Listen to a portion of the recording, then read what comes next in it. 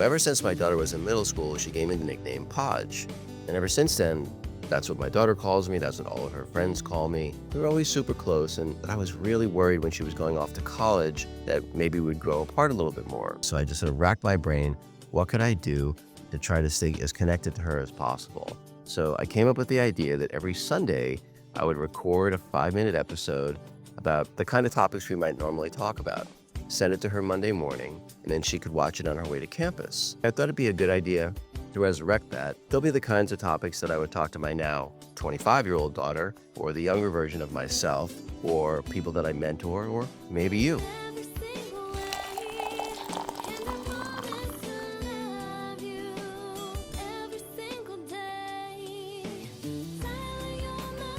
Hey everybody, welcome to episode 4 of Coffee with Podge.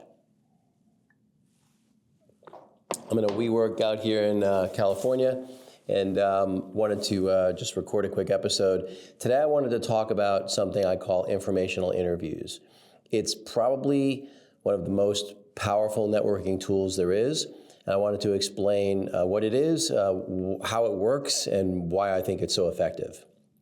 So, you can do it on LinkedIn, you can do it on Instagram, any way you could contact, people sort of in, reasonably high volumes of folks where you can find out information about them and decide that, yeah, this is someone that I think it makes sense for me to know.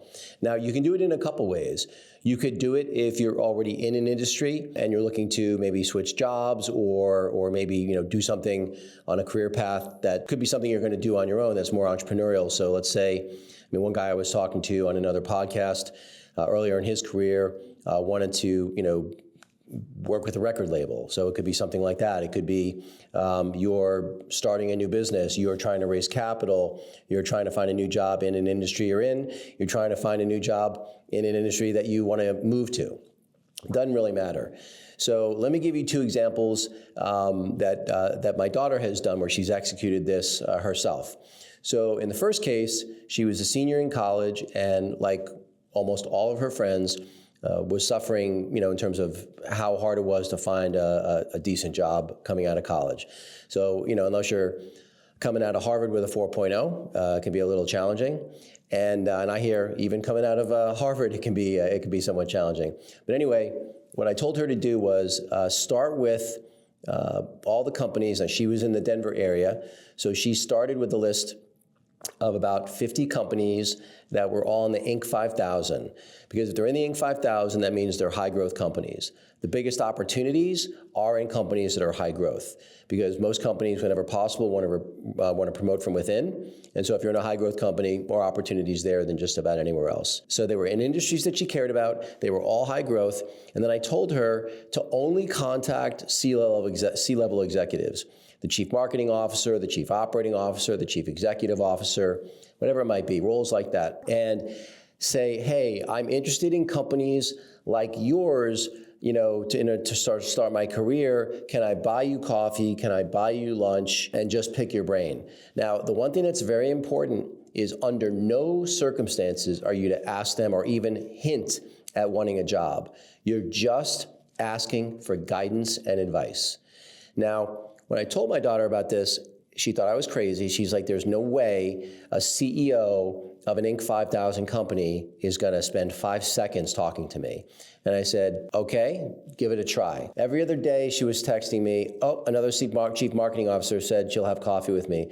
Oh, another CEO said that, he'd do a Zoom call with me, whatever it might be. If you do meet them in person, absolutely offer to pay. They'll never let you pay, I guarantee you. And you'll be shocked. You'll get like an 80% hit rate, because everyone's had someone in their career help them. No one is an island, has had help along the way. And most people want to find a way to give back. And most people, frankly, are going to be flattered that you even asked. Even though you're young and inexperienced, it's not going to matter. They're going to be flattered. So all you do is, take them to coffee, take them to lunch, offer to pay, and then have a whole series of questions about it. Hey, tell me what got you into this industry. Did you know anyone who was in it before?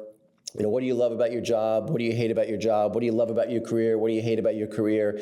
Are there books you might, recommend that I read? Are there podcasts that you listen to that I might recommend? Hey, is there anyone else in your network, as I try to really educate myself about the industry or whatever it might be, or the career path that you think I should be talking to? Oh yeah, you should talk to Jane Smith. Hey, would you mind if I asked Jane Smith or told Jane Smith that you're the one that asked me to reach out to her? Again, 100% of the time they're going to say yes. So my daughter did that, and she got, I believe it was 2 job offers and 1 mentor out of it. In fact, the mentor ended up being the person that she got her second job through. So ultimately, she got 3 jobs through, or 3 job offers and 2 jobs out of that process. She also did it again. So when she left her first job after college and she was thinking about what career she was going to go into next, she was thinking, hey, I think I want to be a dietitian. And I said, well, before you go back to school, spend a bunch of money, build up a bunch of student debt that you're not even sure you're going to like it, I'm like, spend a month doing informational interviews. And so what I told her to do was find people that are 3, 5, 8, 10, maybe 15 years further down the path you think you want to be on. In her case, it was being a dietitian. She did that. She had a bunch of conversations. She said, hey, can I shadow you? Asked them if you can shadow them for a day. I promise you, you spend a month doing that, and you'll know black or white whether this is a career path you might want to do. Now, in her case, she was like, after a month, she was like, I absolutely do not want to be a dietitian. And I'm like, that's great. You spent a month instead of 2 years. You spent $0 instead of a whole bunch of money, and you got to the finish line. And then ultimately, she ended up getting a job through, someone through her mentorship path that she got from her first round of informational interviews. So again, remember, don't be afraid to ask for help. Don't be afraid to ask for guidance. Don't ask for a job. They'll offer it to you if, you're reasonably competent during the conversation process. Make sure that you go to those informational interviews super well prepared, having researched their company, their industry, them as an individual. The topic most people love talking about the most is themselves. If they're doing 80% of the talking in those informational interviews and you're doing 20%, you hit it out of the park. Anyway, episode 4, Coffee with Podge. Hope you found it helpful. Talk to you next time.